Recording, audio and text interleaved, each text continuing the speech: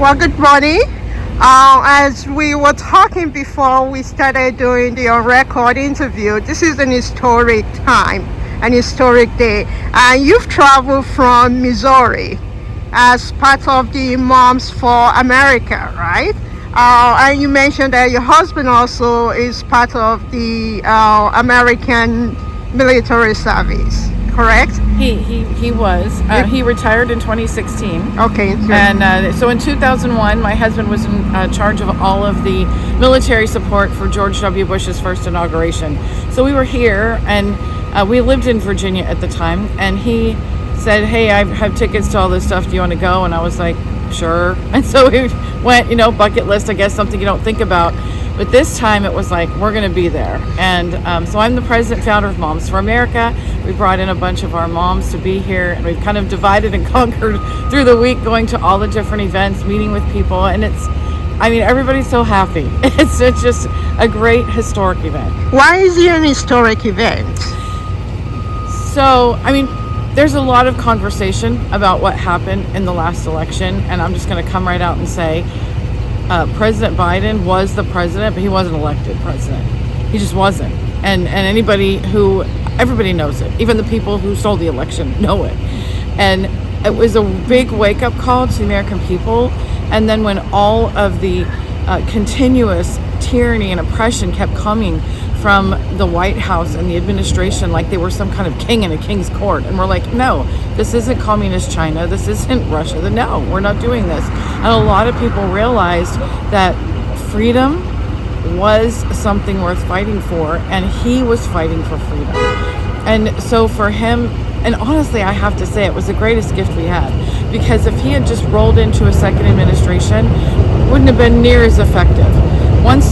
Once we realized, and he realized, just what we were up against, and we had to deal with that for 4 years, fighting back on everything that they were bringing.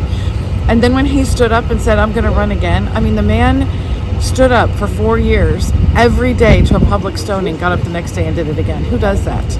And then he runs again after everything his family has been through.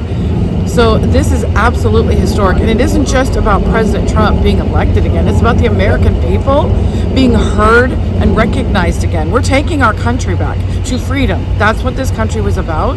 And that's why this inauguration is so incredibly historic, because this is the American people saying, we're back. Okay. And for your organization that you started, what do you hope? I know that today President Trump is expected to sign some new executive order today. What do you expect him to do for your organization, as well as Mom, the organization, the mothers that you represent? Well, I am counting on him dismantling the Department of Education. Very much looking forward to that. Putting the power back in the hands of the parents. We've been fighting back against the government for, even before 4 years, for way too long. But the last 4 years have been absolutely ridiculous. Why do you want him to dismantle the Department of Education? The Department of Education should have never been a department that existed in the federal government. Education belongs on the state and local level, and the further away you get from a teacher and a student, the worse the educational opportunities are. And you can look at the numbers. I don't have to say it. You can go look it up yourself. Our education system has declined dramatically since the Department of Education was started to fix education.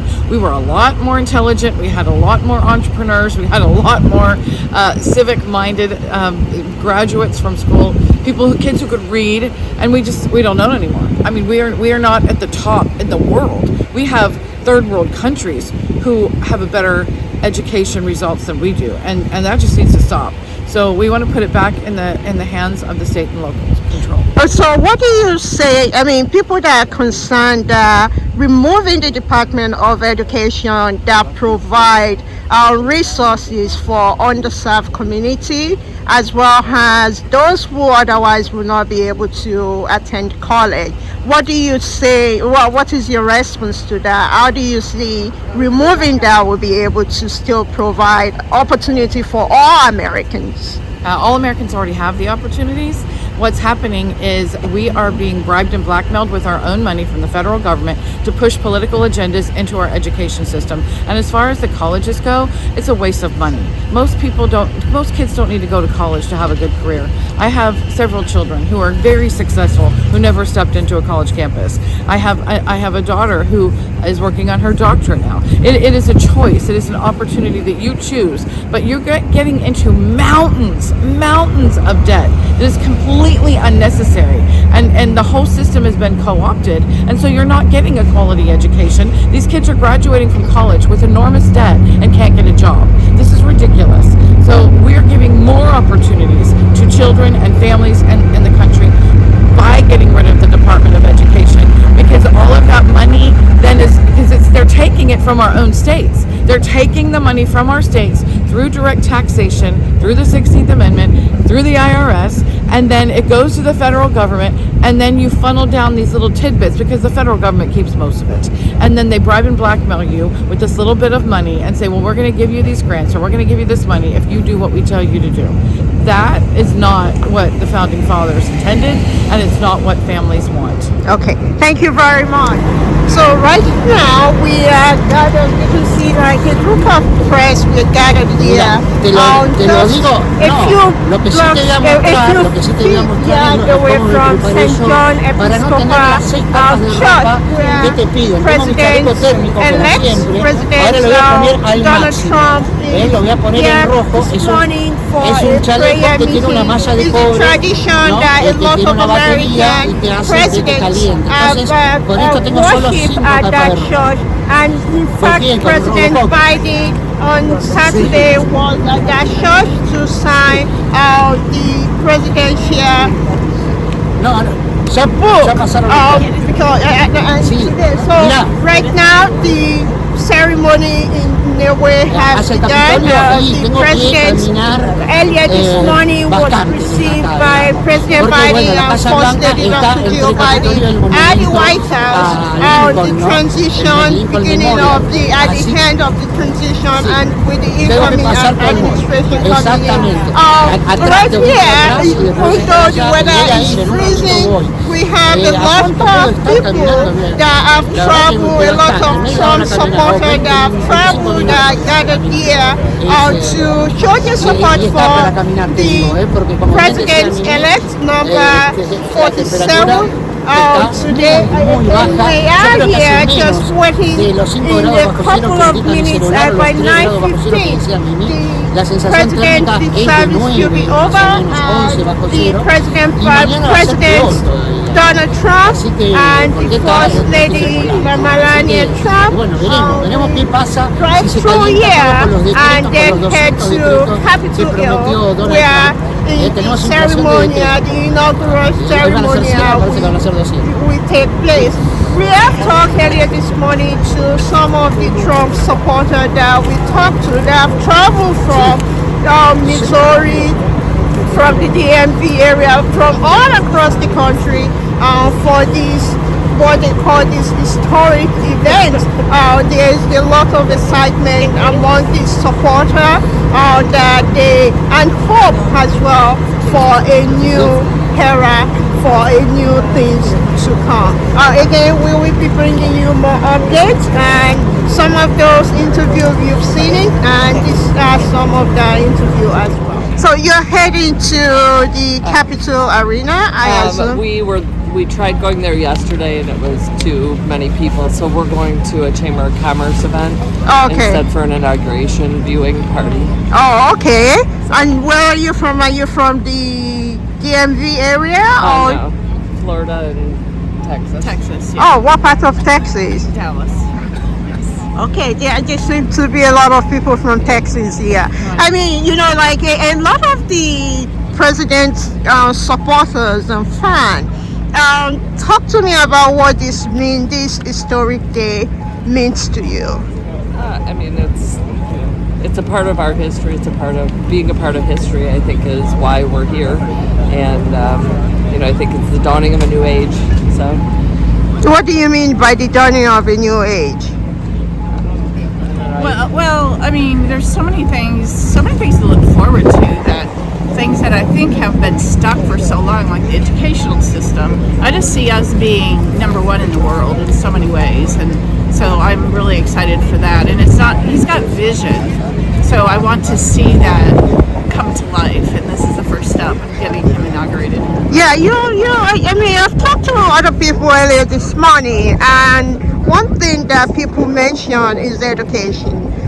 So why is that important to you, to you in particular, the Department of Education? The incoming president said he would get rid of the department. Why? How do you think that we improve education in America? I think that having the education decentralized in the states is a much better way to go. When it gets to be at a national level, it's too congested and there's too many decisions that don't make sense for individual states. Just like the abortion issue, it went back to the states where it should have been all along, and they can decide how they want to do it.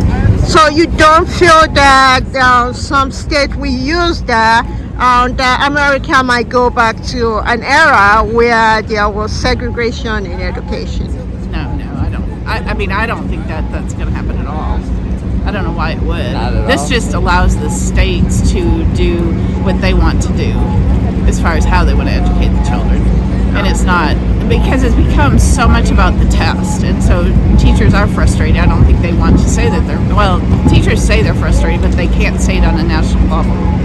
And I think that the way it used to be was so much better.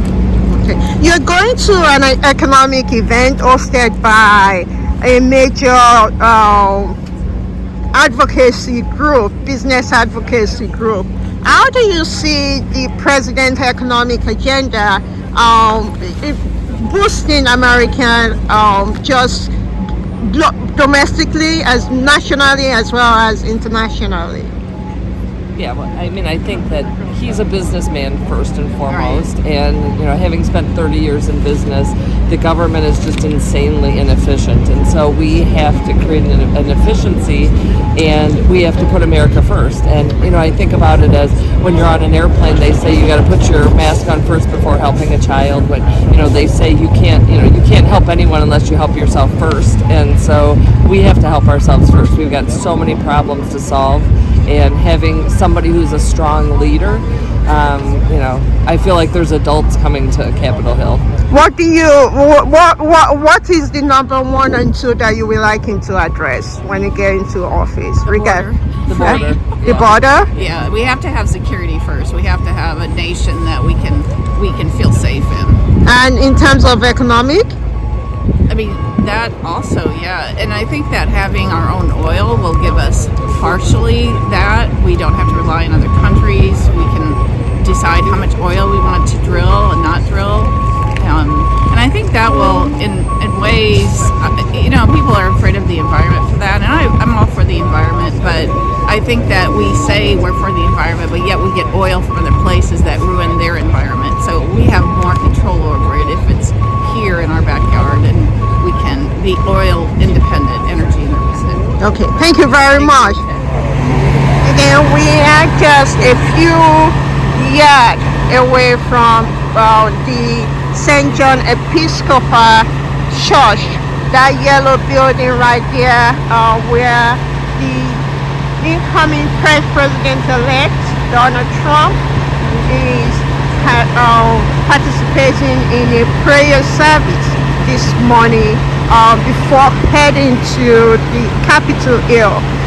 This is a church, a part of the tradition that the American presidents participated in, that started with George Washington, I believe, but a lot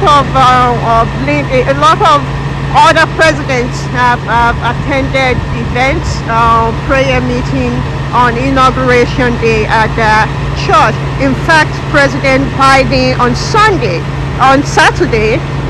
went to the church to sign on the presidential book as he prepared to leave office. The service began, I believe, at 8:30 and it should end by 8:15. So we're seeing movements right now and we expect to see, right, you guys can see that it is right across from the White House.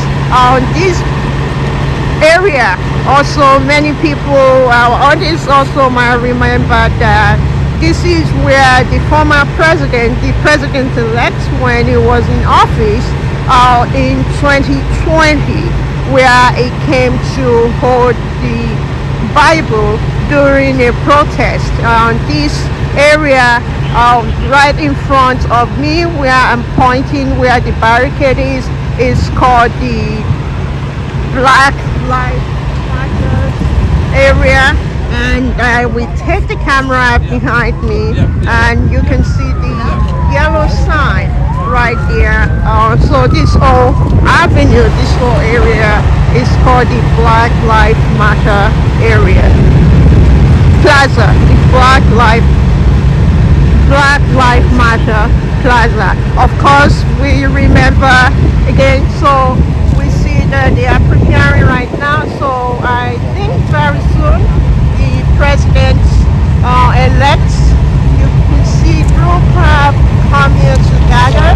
So we are expecting president-elect to his motorcade to depart and head to Capitol Hill any moment now. We're seeing movements.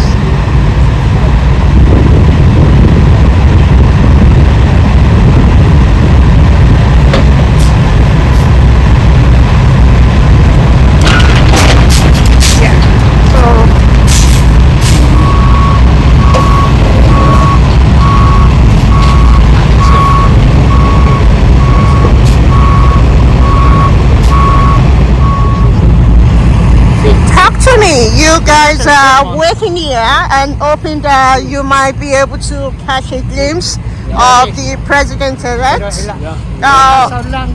You came all the way from California, so this weather is the opposite of what.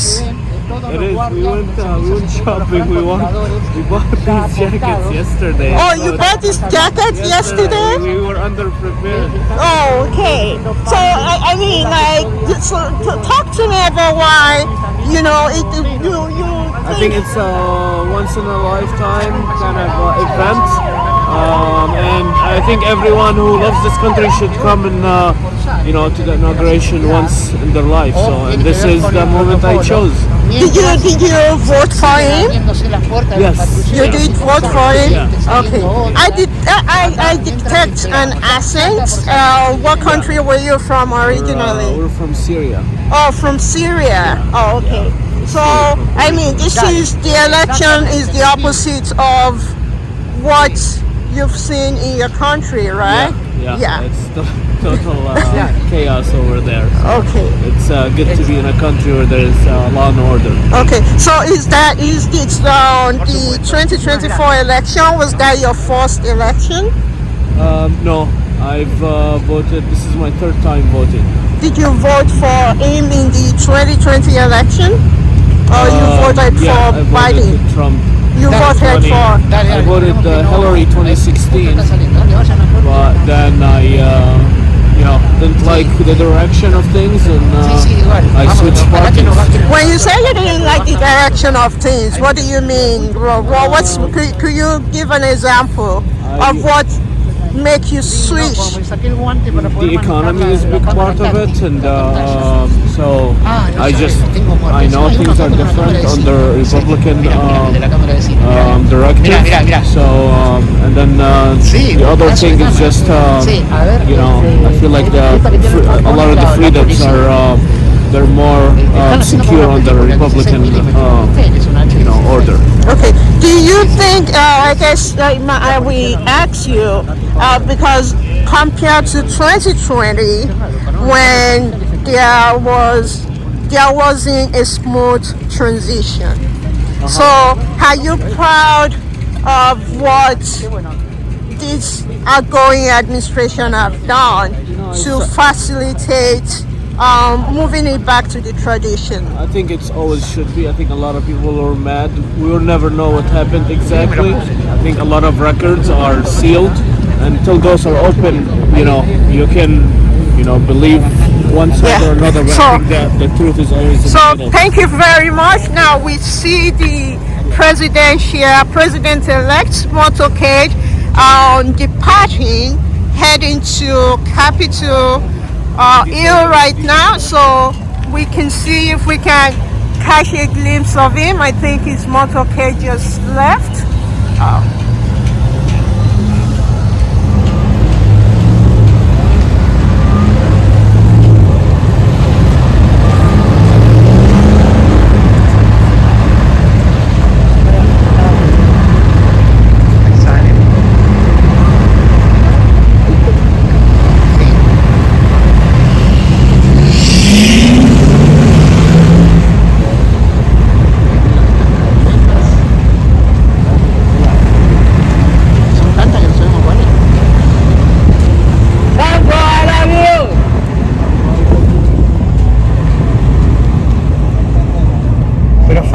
So there's still a couple of cars right there.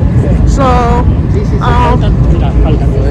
you can see people have all gathered here, including press. Seguir grabando porque te muestro acá la gente que hay.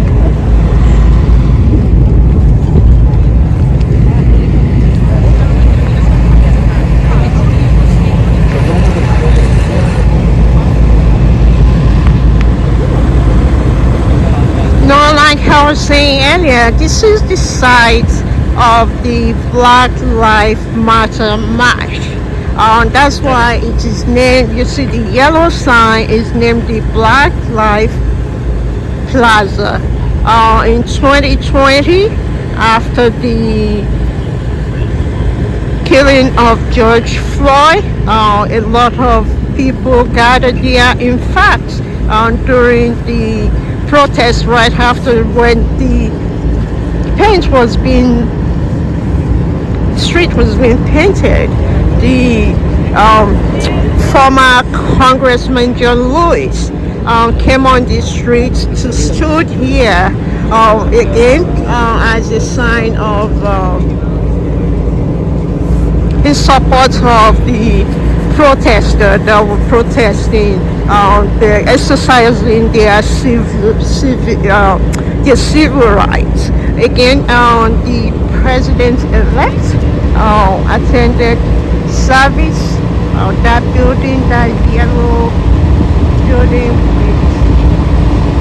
that's the St. John Episcopal Church, where traditionally American presidents usually attend morning service before heading to the Capitol parecería que sí, han pasado, recién han salido una serie de autos blindados con los vidrios polarizados, no distinguían quién estaba exactamente ahí, pero hay algo que me desorienta. Todavía hay más autos, ahora se los voy a mostrar, cuando saco los guantes, digo, los dedos se ponen realmente rígidos. Acá me está pidiendo la policía que vaya para atrás porque evidentemente todavía no salió. Les voy a decir por qué.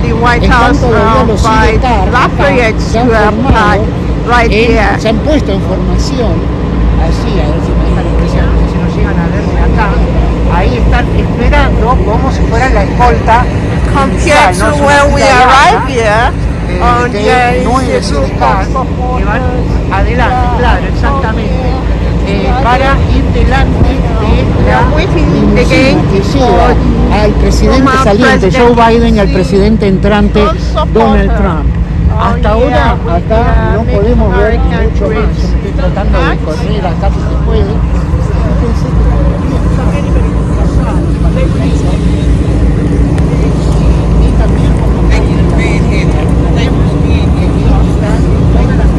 Motorcade is moving right now. Sí, ahí se mueve. Sí. Sí. Leaving the church. Sí. Ahí empieza a salir la comitiva. Atención, sí. Acá sí va a salir los presidentes. Entrante y saliente. Sí, ahí sale. Sí. Hey, that's ahí sale la gente linda porque pasó, evidentemente.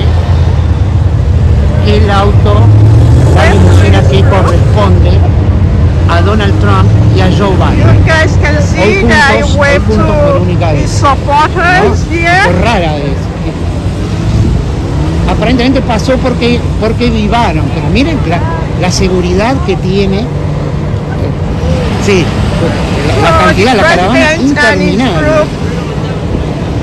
Sí, realmente, y bueno, uno piensa tantos autos y no pudieron impedir que le dispararan siendo and the candidato, First ¿no? Lady Realmente. just left the service, the St. John's Sí, service sí. for Sí, the sí. morning prayer, and they are Sí. now heading to Sí. Capitol Hill for the inauguration celulares de Atlanta, ceremony. sí, son los que So más le the quedan. events, La gente as you grita, guys usa know, acá. that A ver, no began sé si me están escuchando. on Están todos Saturday, various muy events, entusiasmados. various Acá, ceremonies, fíjense la and cantidad you de can see gente just que hay, right here, que se han agolpado aquí para supporters este that have momento. gathered Pero ahora sí, ya está to camino see al Capitolio, the y former pasemos, ahí volvemos. president. Ya está camino al Capitolio para seguir. Hello, hi. We were just talking earlier on. Were you able to catch a glimpse of the president? I think so. Did you? Huh? Did you? Well, you came all the way from California and you're bracing this cold weather. So was it worth it for you? Yeah, it was great. You know, I'm happy to be here. Okay. So let's see. Okay. Thank you very much for talking with me. Hi. Hi. Guys, could you talk to me? Hi, before you leave. Were you able to catch a glimpse of the president? You did. Yeah. Are you from the area? Nope, from Louisiana. From Louisiana. Okay, so is this your first time of attending the inauguration Yes, ceremony? Yes, it is. Oh, okay. So what was that like? Just That was the most exciting moment ever. To know Okay. that our country's going to get back to where it should be. okay. Well, have you been to any of his rally? Participated at any of his rally? I did not. Okay, so this is. We tried yesterday. The line was very long and it was raining. I'm saying during the. did not. Okay, so you got the jackpot this morning. Yes, I just got the best part right here. Okay. Getting ready to start the best part. Okay, okay. Thank you very much. Okay. Thank you. So I am about, you can see the camera about to enter right now. That right there, that stand that you see with the flag, with the American flag, that was supposed to be where the stand for guests as well as for the presidential parade that usually take place on there. This is the route on Pennsylvania where people will come through and then enter the White House. But that has been rescheduled today because of the very frigid weather, and it has been moved indoor to the Capital One Arena where we will be heading in a few minutes or hours later on today. Okay.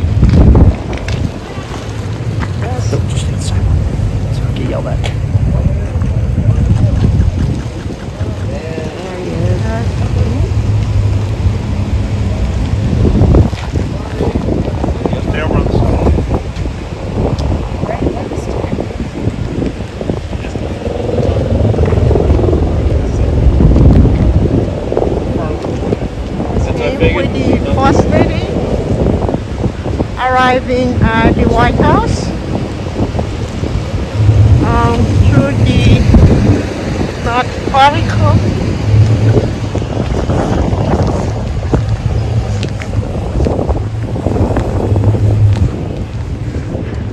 So we saw the First Lady Melania Trump wearing a hat. So they just arrived. Earlier on, you guys saw when they were at the St. John Episcopal for the morning service. And now, right there, you see the Biden waiting by the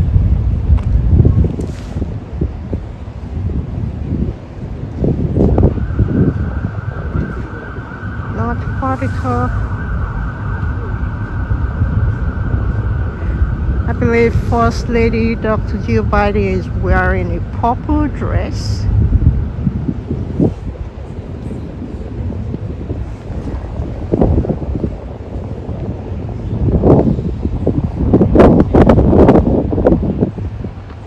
See right there. Yeah, you see the Melania Trump and the Biden and President-elect Donald Trump just right there. And they are entering into the White House.